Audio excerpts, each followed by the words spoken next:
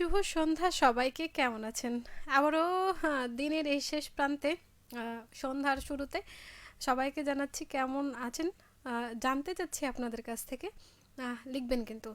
সেই সাথে ব্যান্ডাওয়ারের লাইফ নিয়ে মেঘলা আপনার সাথে সে জানাতে ভুলবেন না আসলে আ আজ যেটি নিয়ে কথা বলছি সেটি নিয়ে। পরিবর্তন কেন প্রয়োজন? জীবন যখন আছে তখন পরিবর্তন হবে। আপনি দেখবেন চারপাশেই প্রতিনিয়ত কিছু না কিছু পরিবর্তন। তো আচ্ছা আপনি কোন পরিবর্তনটি করতে চান, কেন করতে চান সেটি লিখবেন। বা যদি আপনি বুঝতে পারেন যে হ্যাঁ আপনি পরিবর্তন হয়ে গেছেন একটু হলেও কিছুদিন আগের বা কিছু সময় আগের আর এখন এই দুইটার মধ্যে কিছু পার্থক্য আছে তবে লিখবেন। কেন পরিবর্তনগুলো শুধুমাত্র জীবনের তাগিদে প্রয়োজন হয়? পরিবর্তন না হলে কি হতো? সেই ফিরে আসার নতুন করে শুরুর সেই গল্পগুলো শুনতে চাই, জানাতে চাই বন্ধুদের লিখবেন কিন্তু। ব্যান্ডওয়ারের লাইভে মেঘলা থাকবো বেশ কিছুটা সময়, ঘড়িতে ৫টা বেজে ৫৯ মিনিট। আহ, বেশ কিছুটা সময় বললেও কিন্তু অনেকটা সময় হয়ে যাচ্ছে। লিখুন আসলে প্রয়োজন পরিবর্তনকে যদি সহজভাবে আরও সহজভাবে বলা যায় তাহলে হচ্ছে জীবনে বদল প্রয়োজন। আপনি যদি এখন একটু রাগী থাকেন, একটু গম্ভীর থাকেন, তাহলে একটু হাসার চেষ্টা করুন, সবার সাথে মেশার চেষ্টা করুন, এটাও কিন্তু একটা পরিবর্তন। পোশাক আশাকের ক্ষেত্রেও যদি বলি যে হ্যাঁ আমরা এখন নতুন যে ধারাবাহিক ট্রেন্ডিং হচ্ছে, আমরা যেটা বলছি ফ্যাশন বলছি, বা পোশাক আশাকের ধরন কাঠামোতে পরিবর্তন সেটা কিন্তু হচ্ছে, সেটা কিন্তু আমরা সহজভাবেই নিচ্ছি। তাহলে আর কি কি পরিবর্তন? আচ্ছা, প্রিয়জনের পরিবর্তন কেন আমরা মেনে নিতে পারি না? আহ, এই প্রশ্নটা কেন আমাদের বারবার আমাদেরকেই আঘাত করে যে প্রিয়জনের পরিবর্তন আমরা মেনে নিতে পারি না কেন, সেটি লিখবেন। কারণ পরিবর্তন যখন একটা দিক থেকে আসে বাকিগুলোতেও পরিবর্তন শুরু হয়। সব পরিবর্তন যে সবসময় ভালো নিয়ে আসে সেটা না, কিছু খারাপ পরিবর্তনও আছে। যেমন হচ্ছে পরীক্ষায় যদি আপনার ফলাফলটা প্রত্যাশিত না হয় সেখানে কিন্তু একটা খারাপ প্রভাব পড়ে, সেখান থেকে আপনি আপনার স্বপ্নের যে লক্ষ্যটি ছিল সেটা থেকে বিচ্যুত হয়ে পড়েন যদি খারাপ কোনো সিদ্ধান্ত নেন। তাই জীবনে পরিবর্তন প্রয়োজন, সত্যি পরিবর্তন প্রয়োজন। দেখবেন না একটা সময় যে আপনার চারপাশে মানুষগুলো ছিল, বন্ধুত্বেও যেমন পরিবর্তন এসছে, সেই ছোটোবেলা, তারপরে একটু বড় হওয়া, তারপরে একটু বড় হওয়া, তারপরে আরও একটু বড় হওয়া, সেই সাথে এখন পুরোপুরি বদলে যাওয়া এসছে কিন্তু। মাঝবয়সী অভ্যাসগুলো আমরা অনেক কিছু পরিবর্তন করে ফেলেছি, ভালো লাগার কিছু অভ্যাসগুলো আমরা পরিবর্তন করে ফেলেছি বা করতে হয়, পরিবর্তিত হতে হয়, সে বিষয়গুলো জানতে চাই। আর পরিবর্তন করা কেন প্রয়োজন সেটিও কিন্তু লিখবেন। পরিবর্তন করার কৌশল কী? হ্যাঁ মানুষ আবার অনেক সময় একটা উত্তর আসে যে তুমি পরিবর্তন হয়ে গেছো, তুমি বদলে গেছো, কেন গেছি সেটা কি কখনো ভেবে দেখেছেন? একটা মানুষ কখন পরিবর্তন হয়, প্রিয়জন কেন পরিবর্তন হয় সেটাও কিন্তু প্রশ্নের তালিকায় আসে। যদি পরিবর্তন না হতো কি হতো? নতুন করে যে শুরুটি আপনি করেছেন, যেখানে আপনার একটি নতুন লক্ষ্য তৈরি হয়েছে, সেই লক্ষ্যের দিকে চলছেন, সেটা হতো না। পরিবর্তন করবেন কিভাবে? হুট করে কি পরিবর্তন করা যায়? এখন আপনি যদি ভাবেন যে আমার এখন একটা বাড়ি প্রয়োজন, আমার একটা গাড়ি প্রয়োজন, আমার অনেকগুলো টাকা প্রয়োজন, এটা আমার পরিবর্তন আনবে, সেটা কি কখনো সম্ভব হয়? হয়তো হয়। যারা হচ্ছে অলৌকিক কিছুতে বিশ্বাস করেন তাদের হয়তো বা হতে পারে, তাও সম্ভব না। কারণ আপনি আজ চাইলে এখন চাইলে এখনই সেটি হয় না। তো যখন পরিবর্তন করতে হবে ভালো পরিবর্তন নিয়ে আসুন, সঠিক পরিবর্তন নিয়ে আসুন। আমরা অনেকেই বলি যে প্রিয়জনের দেয়া দুঃখ কষ্ট মানুষকে আরও খারাপ পরিস্থিতির দিকে ফেলে দেয়। আপনি দেখবেন গল্পগুলোতেও যদি দেখেন বা সিনেমাগুলোতেও দেখেন, এগুলো কিন্তু অনুপ্রেরণা যোগায় যে কিভাবে ঘুরে আসা যায়। প্রতিশোধ নেওয়াটাই কিন্তু সব থেকে উত্তম পন্থা নয়। আর প্রতিশোধ নেওয়াটা যে কোনো কাজে প্রতিশোধ নেওয়া সেটাও কিন্তু না, তবে প্রতিশোধ ঠিক সেটাই উত্তম হয় যেটা হচ্ছে আপনার অবস্থানকে পরিবর্তন করে তার থেকে বেটার অপশনে আছেন আপনি, তাহলে কিন্তু পরিবর্তনটা হয়। আচ্ছা আজকে কি আমাকে একাই ঠান্ডা লাগছে নাকি বন্ধুরাও ঠান্ডায় জর্জরিত, কম্পমান, বা হচ্ছে বাইরে অনেক শীত করেছে, সেটা সত্যি কি? যদি হয়ে থাকে তো লিখুন যে ঠিক কতটা শীত পড়েছে, কতটা শীতে আপনি কাবু। আহ, মনে মনে পরিবর্তন চাইলে সেটি কখনোই হয় না। আর এখন পরিবর্তনের জন্য যে শুধুমাত্র জায়গা পরিবর্তন করতে হবে সেটি না, খারাপ একটি ঘটনার জন্য আপনি জায়গা পরিবর্তন করবেন সেটি না, যে জায়গায় রয়েছেন যে অবস্থানে রয়েছেন সেখান থেকেও কিন্তু আপনি নিজেকে পরিবর্তন করতে পারেন। সেটা হতে পারে ভালো কিছু কাজ দিয়ে, পেশা পরিবর্তন করে, আপনার চারপাশে বন্ধুর যে তালিকা রয়েছে সেগুলো পরিবর্তন করে, আপনার প্রতিদিনের আচার আচরণ অভ্যাস সেটা পরিবর্তন করে হতে পারে। আবার অনেক কিছু আছে যেটা আপনাকে পরিবর্তন করতে বাধ্য করে, সেটাও কিন্তু একটু ভেবে দেখার বিষয় যে আসলে আপনি কোনটা নেবেন আর কোনটা নেবেন না।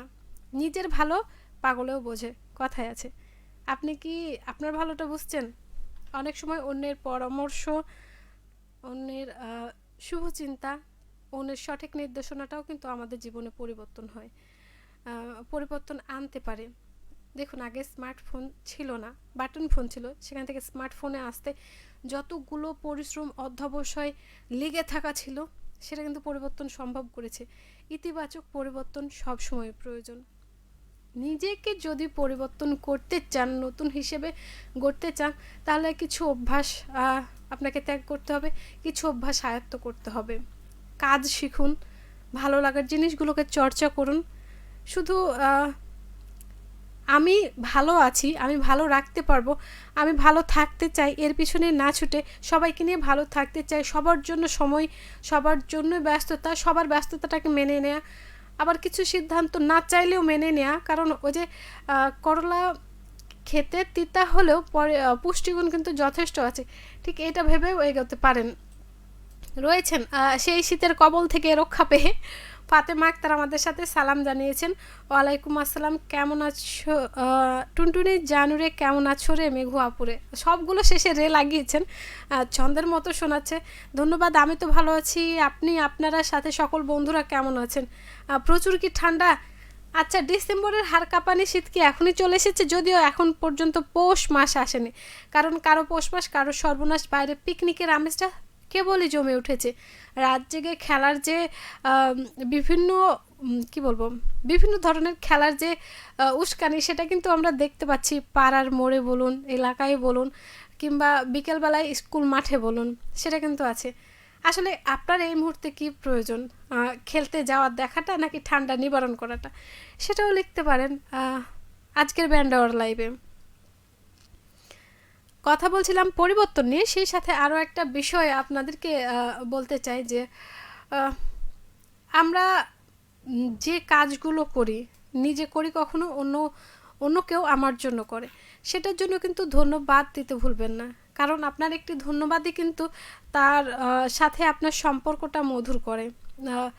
আমরা ভুলে যাই কারো উপকার করার পর, উপকার পাওয়ার পর সেই উপকারটা স্বীকার করতে।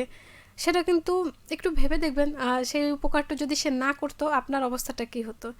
রয়েছেন তাজিমুল ইসলাম, আসসালামু আলাইকুম, কেমন আছেন জানতে চেয়েছেন। ওয়ালাইকুম আসসালাম, আমি তো ভালো আছি। আপনি কেমন আছেন, কোথা থেকে রয়েছেন সেটি কিন্তু লিখবেন ফিরতি কমেন্টে, এমনটাই প্রত্যাশা। নতুন পুরাতন সব বন্ধুদেরই কিন্তু আমন্ত্রণ ব্যান্ড আওয়ারে। ভাপা পিঠা নিশ্চয়ই খেয়েছেন, এবারে সেটা কি খাওয়া হয়েছে? নাহলে পাড়ার মোড়ে চক্কর দিয়ে আসুন, ভাপা পিঠা দেখা যাচ্ছে। আমাদের এখানে মোড়েও কিন্তু কিছুদিন আগে ভাপা পিঠা দেখা যাচ্ছিল, একজন লোক করছিলেন। কয়দিন থেকে কেন জানি দেখা যাচ্ছে না, তবে বাকি অন্য যে খাবারগুলো সেগুলো কিন্তু, মুখরোচক খাবারগুলো সেগুলো কিন্তু আছে। আপনার ওখানেও কি তাই? শীতকাল এলে দেখবেন, মানে পরিবর্তনের কথাই যেহেতু বলা হচ্ছে, শীতকাল এলে দেখবেন যে খাবারেও পরিবর্তন হয়, অনেক কিছু পোশাকেও পরিবর্তন হয়, জুতা স্যান্ডেলেও পরিবর্তন হয়, মানুষের মধ্যেও দেখবেন কথা বলতে গেলে একটা ঠান্ডা ঠান্ডা ভাব চলে আসে। এটা কি মৌসুমের পরিবর্তন, নাকি সময়ের সাথে সাথে আমরা সেই ঠান্ডায় কাবু হওয়ার কারণ? দেখবেন কিন্তু আমি আছি রে আলহামদুলিল্লাহ ভালো, কিন্তু পরিবর্তন হতে পারি না। কেন হতে পারেন না লিখুন না। আসলে পরিবর্তন হতে পারেন না নাকি হতে দিচ্ছে না, লিখবেন। তাজমুল ইসলাম আছেন, হাজি হাড় আপনার খেয়ে দিকে কি খুব ঠান্ডা? কই না তো, আমাদের এদিকে কি ঠান্ডা মনে হচ্ছে? আমাদের এইদিকে ঠান্ডা, সেই ঠান্ডা নাই, তবে ঠান্ডাটা আছে।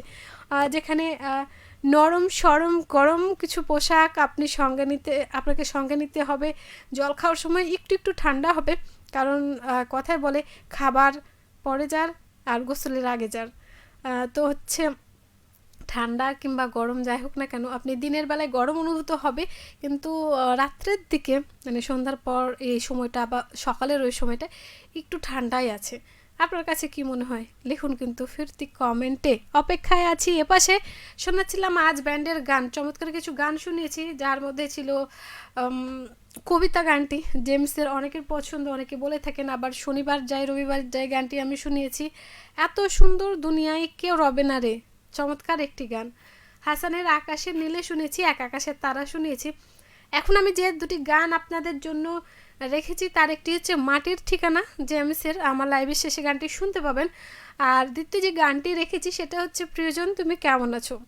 আসলে প্রিয়জন না, প্রিয়জনের একটি নাম দেওয়া আছে গানে, ডিজিটাল ব্যান্ডের গানটি, এবং সূচনা অ্যালবাম থেকে চমৎকার একটি গান। আর শেষে থাকছে আজকে যাদের বিশেষ দিন, বিশেষ করে জন্মদিন বা এই সপ্তাহে বা এই মাসে, তাদের সবাইকে শুভেচ্ছা জানিয়ে জন্মদিনের একটি গান রেখেছি আপনাদের জন্য, শুনবেন, অবশ্যই জানাবেন। পরিবর্তনের কথা বলছিলাম, খাবারের যে পরিবর্তন, দেখবেন গরমকালের যে খাবারগুলো শীতকালে সেটা একেবারে উল্টো। কারণ গরমের সময় আপনি গরম খাবার খান না, কিন্তু শীতের সময় একটু গরম খাবার কিন্তু আলাদাই আকর্ষণ এনে দেয়।